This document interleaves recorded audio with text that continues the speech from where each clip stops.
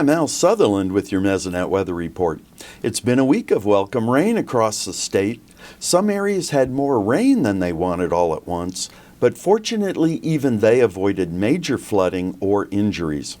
It took a 7-day rainfall map to pick up all of the rain in the state through midweek. There were 4 areas with extremely heavy rainfall: the Panhandle, Tillman County in the southwest, south central Oklahoma, and McCurtain County. Red-colored areas had radar estimated rain amounts of over 8 inches.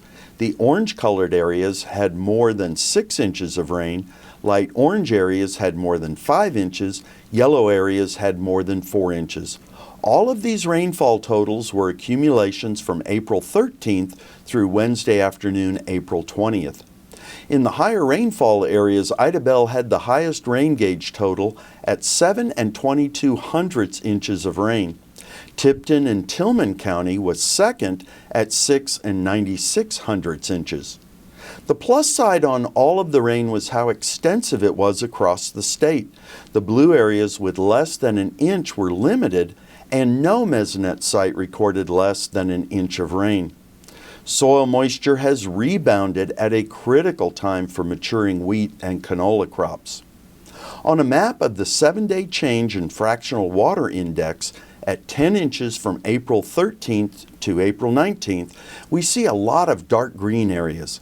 These are areas with a significant increase in soil moisture. The east side of the state already had good soil moisture, so it doesn't show much change. Weatherford jumped 9/10, Freedom, Tipton, Granfield, Walters, and Ada jumped 8/10.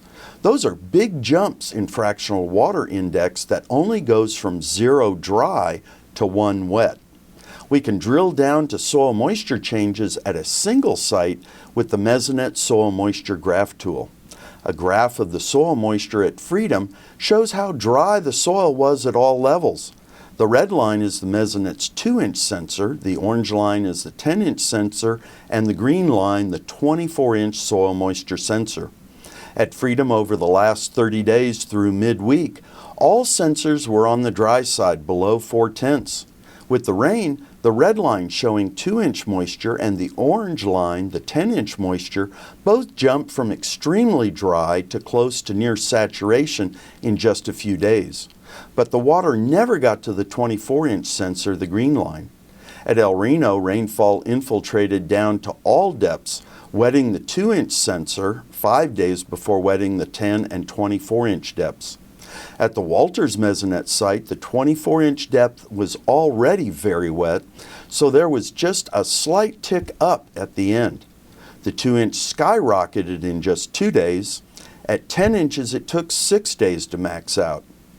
They may just look like lines on a graph, but those lines mean big differences in crop yields and growth of pasture, range, and hay. Farmers and ranchers love to see those soil moisture graph lines on the high side. Thanks for joining us for this edition of the Mesonet Weather Report.